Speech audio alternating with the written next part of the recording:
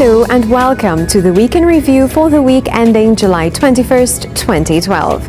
I'm Veena Bharath, inviting you to spend the next half hour with me as we take an in-depth look at the stories that impact our daily lives. In this week's program, communities are being urged to join forces with the police in a collaborative effort to fight crime. The Minister of National Security addresses the Chamber of Industry and Commerce. And Marshall Montano and the Ministry of Planning and Sustainable Development goes for gold. The Week in Review begins now. Let's take a look.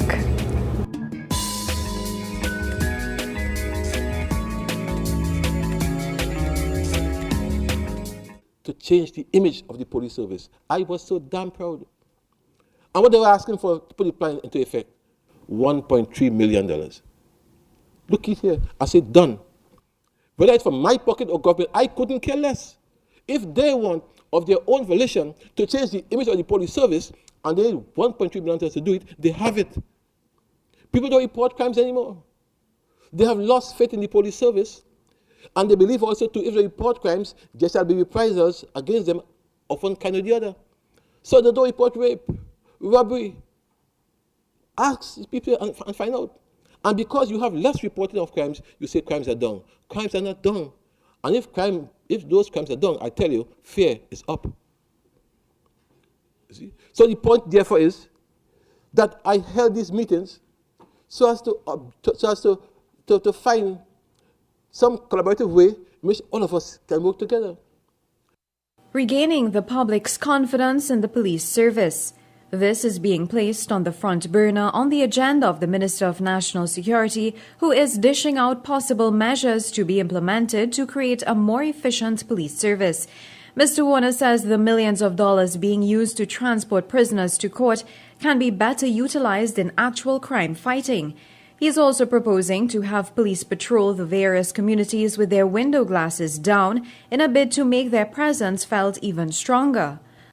There is no reason to have 1,000 prisoners coming out every day to get their cases postponed. Try them in the prison. Put a court there. Have video conferencing that you can have this, of course, throughout the land. And in any event, if we do that, the $32 million a month we pay to transport prisoners, put it to fight crime. What's wrong about that? What is wrong about that? Take off all the air conditioning from those cars. Drive the cars with the glass down. Wave to people, how are you? How are the children and so on? How are the kids? And so on. Do that. See? Do that. You know? Good afternoon. We're in the area. So on. How are you? How are the kids? How was school today? We're here and so on. Talk to the people. Right? But everybody had the glass up. Air conditioned and so on. Air conditioned policemen in police vehicles. That finished. The various inputs on possible crime-fighting strategies from previous national security ministers are being welcomed. Minister Warner says the crime plan is not a one-man plan, but should incorporate the best strategies and ideas of those who may have contributed to crime fighting in Trinidad and Tobago in the past. He says that their experience can be used to put forward ideas and solutions to forge a way forward in taking crime down. I intend also to sit down. I propose to this point to my secretary to write Martin Joseph, write Brigadier Sandy, write Chinley, write my predecessors who were all ministers of national security to see if they too have an input in the plan. The plan is not a partisan plan, it's not a PNM plan, not a UNC plan, it's a plan for this country. Parents are also being asked to play their part in keeping track of their children. Minister Warner says this will go a long way in helping to address crime. He adds that every individual has a part to play in crime fighting. He says a collaborative effort from all members of society will put a huge dent on crime in this country. Police community support officers will also be on stream to assist in community policing. Police support officers. So every community now will have its own police. Its own police who will guard the community, precepted and armed, and these police community officers will be accountable to the sergeant, whoever is the head of the police in the division. But they live in the area. They know the area. They know who coming and who going. And these people shall patrol the area and shall be arms of the police service.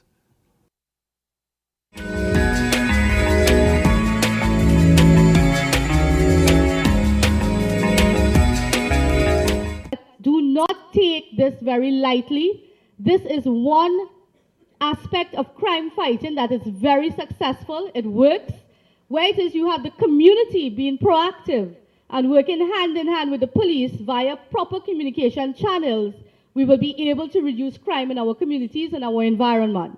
So as constituents, you are responsible for your environment, for your community, and therefore we are asking you to take a proactive stance and join with us in this community initiative, with, of course, under leadership of Superintendent Dulalchan, Superintendent Abraham, and Corporal Bidesi, and they will leave all of the necessary information for you, the residents, with the Station Council in order to fight crime in your area. The assurance and encouragement by Couva North MP Ramona Ramdial, who is expressing much confidence in the community-based crime-fighting initiative. Neighbors are being urged to keep an eye out on each other. The call is being made by Corporal Trunilal Bidesi of the Central Division Community Police, who revealed that most of the crimes occurring in a community are committed by persons who live there. Corporal Bidesi is urging parents to be more vigilant in the whereabouts of their children. He adds that children who are denied love and affection at home tend to seek attention outside, and this, he adds, contributes to the growth of gangs. He was speaking at the launch of the Community Police and Station Council of Bank Village in Karapichaima. When people come from outside, they come and they commit crime against you because you are a sitting duck. You know why you are a sitting duck? You don't know your neighbor's number. Your neighbor sees something happen and they didn't tell you because you all are not concerned. You just see that you're concerned that it's somebody strange. But you can't tell your neighbor because all you don't have that relationship, or you didn't decide to make that decision that we must work with each other to be safe. Members of the police service are calling on citizens to join with them and work hand in hand at reducing crime in their communities. Senior Superintendent Dulalchan of the Central Division Police made the plea to citizens to be part of the solution to crime fighting.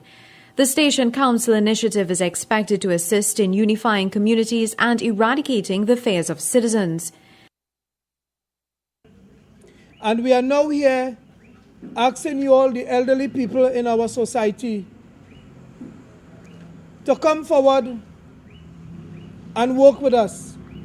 We have recognized that you live in the community, you work in the community, you know what is happening in your community. Most of the crimes that are perpetrated are crimes that are committed by persons who live not too far from where the crimes are committed. You all ought to be the eyes of your community and the ears of your community. I stand resolute with Mr. Abraham, mine officer who is working tirelessly, and other senior officers to see how we can really bring back that peace and that tranquil that we have once grown accustomed to. We are not giving up the fight. No way. We are here to take the fight to the criminal element. I just want to reiterate again that we, the police, cannot do it alone. We need all hands on deck, and surely, collectively, we all would make the difference. Members of the community also came forward and raised their concerns and discussed possible strategies and means of securing their valuables and their children's safety, as well as preventative measures they can adopt in order to ensure that they were safer. Superintendent Johnny Abraham is assuring that public confidence in the police is also being restored. I know that many people don't have confidence in the police because it's nothing to hide. Because sometimes you go to the station and you're not pleased with the reception that you get. But we are changing that, and there's evidence that it is changing. I want to let you know that if you have any problems and you don't have any confidence in the Freeport Police or the Couva Police or any police, as a matter of fact, you can feel free to get in touch with Mr. Dolal Chan or myself, and we will only be willing to assist you all in alleviating your problems.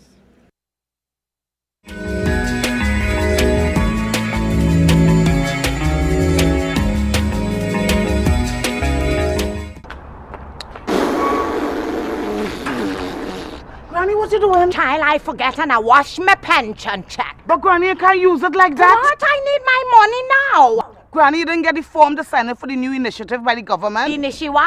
It's called direct deposit. You see, there was a concern for lost check, so they came up with direct deposits. So you could go directly to the bank to withdraw your money. So wait, they ain't posting out the checks again? No, once you sign your form and post it in the mail. Oh, well, that good. Morning, neighbor, morning. Morning, Tanti. I'm going to check for my check. But like you ain't hear about direct deposit? Wait, people who getting disability grant, them getting it too? Yes, disability, pension, and public assistance. Hey, that is we thing. Come, boy, come. Let me tell you about direct deposit. Direct deposit, boy. Direct deposit. It's direct banking, direct payment. Call 800-4775 for further info. Direct deposit, making sense. Informing and educating the nation, especially the young ones, about water, how it's won and processed, and how it should be protected are just a few of our major responsibilities here at the Public Education Center. The enjoyable learning environment, cultivating conservation habits, developing healthy relationships, and giving our public an appreciation of the environment in which we produce water. WASA's PEC, the region's only public education center on water.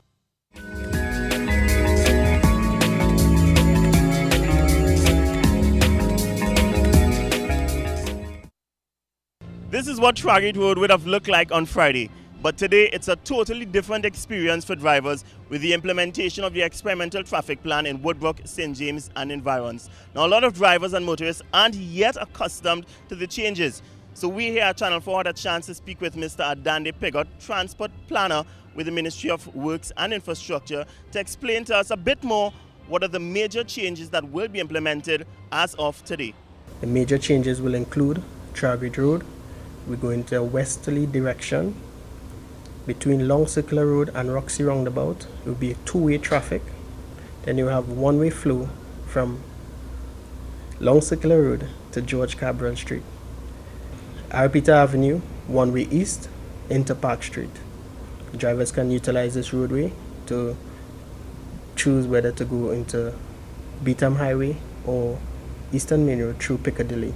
It's creating a natural bypass from Ryson Road. Mr. Pigot explains why the changes were made to the selected streets, in particular the major arteries serving Woodbrook and environs.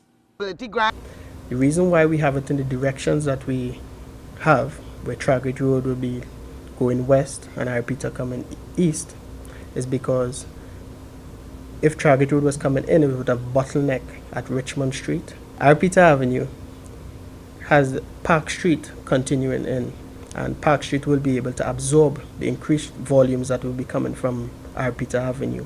So that's the reason why we have it in the direction that we have it there. In addition to that, we've been conducting a number of studies, and we look at the results from the traffic counts that we collected.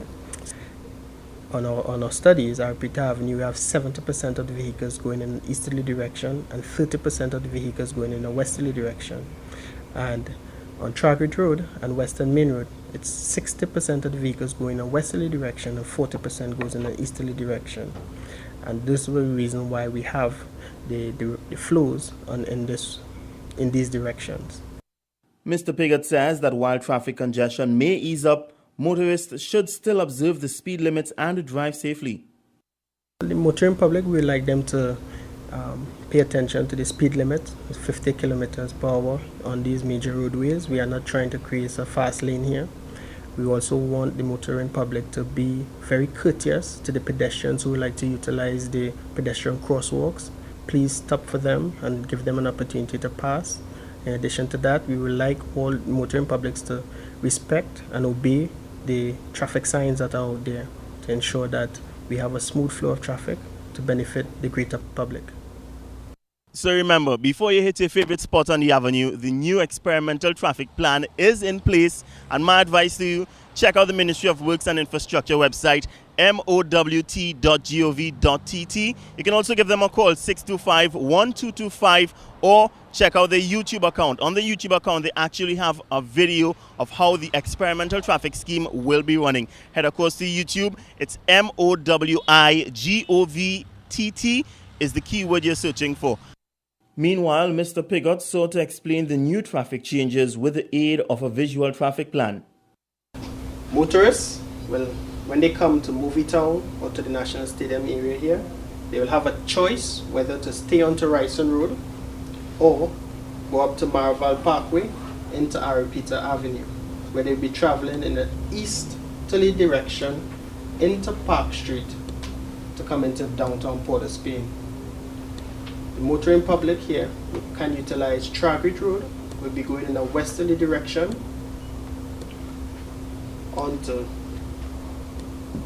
up to Roxy Roundabout, where they can go around the roundabout and go further west into St. James in a westerly direction. I would like to note that between Long Circular Road and Roxy Roundabout, you will have a two-way flow of traffic. Between Long Circular Road and George Cabral Street by St. Mary's Church, you will have traffic moving in a westerly direction onto the ramp to go out to Coco. Aripita Avenue is now one way heading into Port of Spain, but these aren't the only changes motorists will encounter. Other changes include Damien Street by One Woodbrook Place will be moving in a southerly direction into Warren Street to get into Taylor Street to get access into Aripita Avenue. Also, Colville Street. Colville Street will be a one-way north, that's by La Perouse Cemetery, one-way north direction up to Tragrit Road. French Street, at the intersection of French Street and Marval Road on Tragrit Road, French Street will be a southerly direction between Tragrit Road and Aripita Avenue onto Ryson Road. A number of major streets will remain unchanged, including Cipriani Boulevard, Stanmore Avenue, Victoria Avenue, and Mokarapa Road. Streets in St. Clair also remain untouched. Drivers are once again advised to read street signs carefully and follow the directions of police and the traffic wardens who are out in their numbers to assist the public.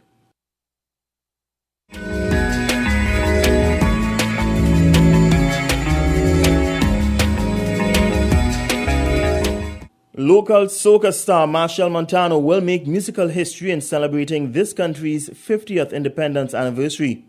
The reigning national soca monarch signed the contracts with the Ministry of Planning and Sustainable Development to compile a CD in commemoration of this Jubilee event.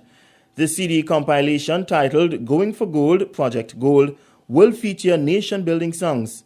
Planning Minister Dr. Botuari says the music will not only serve as entertainment, but to unify Trinbagonians. The Going for Gold project will serve two purposes, therefore. To create a compact disc which will provide inspiration to the athletes and their fans, and also be a musical rallying cry for national unity, and an innovative opportunity to showcase Trinidad and Tobago's cultural prowess through music and entertainment. The objectives of the Going for Gold project are as follows: to catalyze the music industry's development and to leverage this to optimize the potential of the creative industries as a platform to further leverage Trinidad and Tobago, its products, in the global economy. The CD will also be played at the Olympics in London as local athletes go there to compete. It is also expected to reach out to Trinidad and Tobagonians at home and abroad.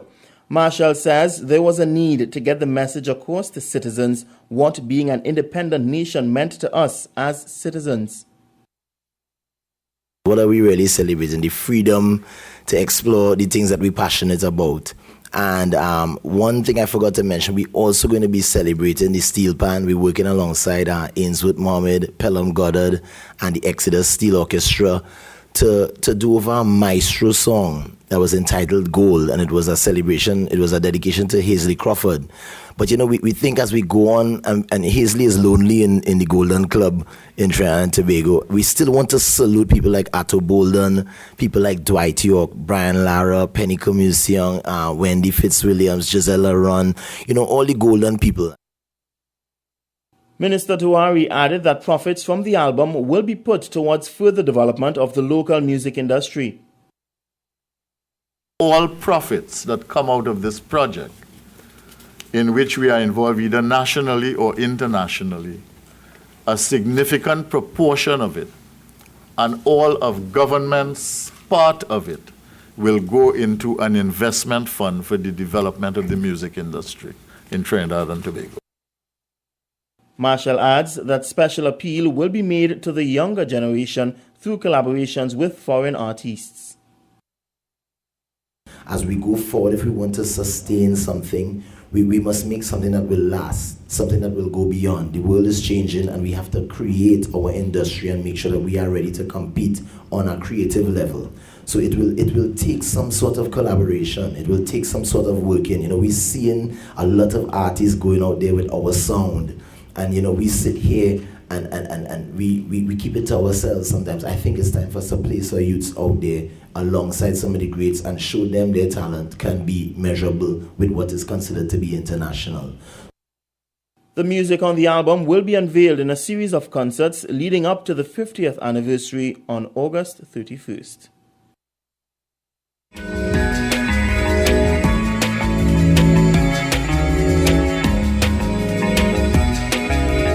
You're shopping for a house to call your home, or you've already got one of your own. Know your mortgage guidelines. Tell me terms, tell me rate, fees and charges. Calculate, will it change, and on what day? Hey, what's the current mortgage market reference rate? You need to know so much about your home mortgage. Get the Residential Mortgage Market Guideline. It's your right to know about your mortgage so you can know your way home. Morning. Post, my public assistant, check reach yet? Oh, sorry, nothing. Okay.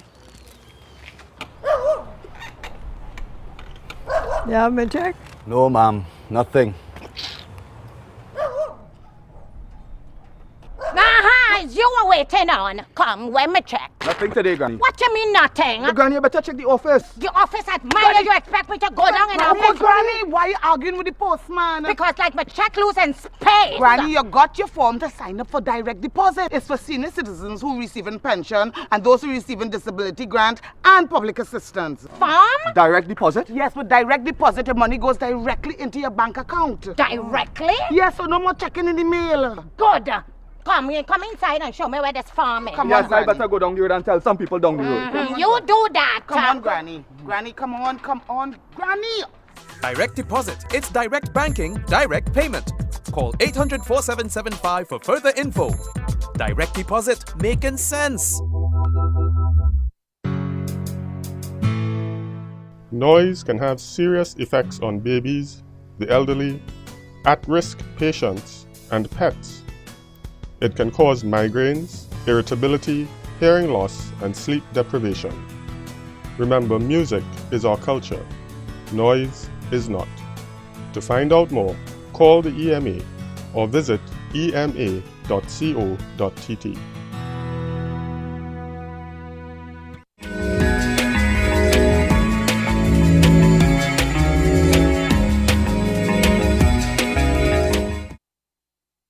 All roads led to Mayaro recently as the Pot Spoon Throwdown took to the East Coast, home of Chip Chip and Coconut. Culinary enthusiasts came out in their numbers to put forward their best dishes. Speaking at the event, Minister of Tourism Stephen Cadiz says such events can only highlight Trinidad and Tobago's diverse heritage.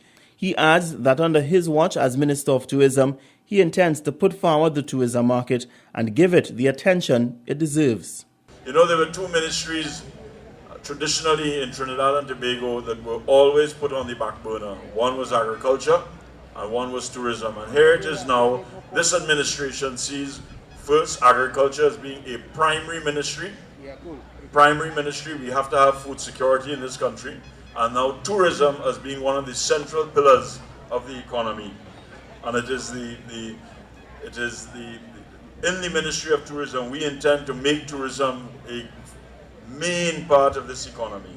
So we are very fortunate that Trinidad and Tobago possesses a great deal of both natural and cultural resources and attractions that are reflective of our multi-ethnic heritage.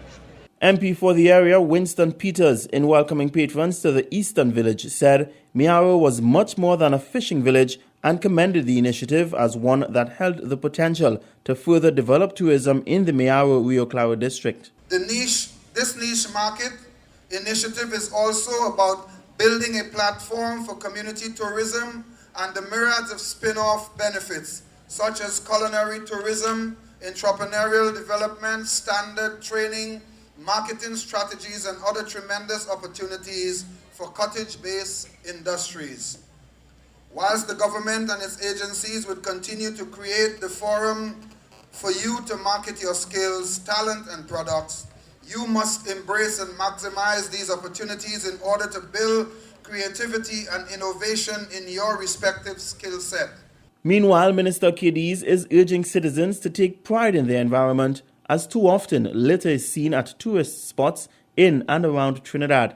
When you drive along the roads in Tobago and the beaches in Tobago, there is no litter.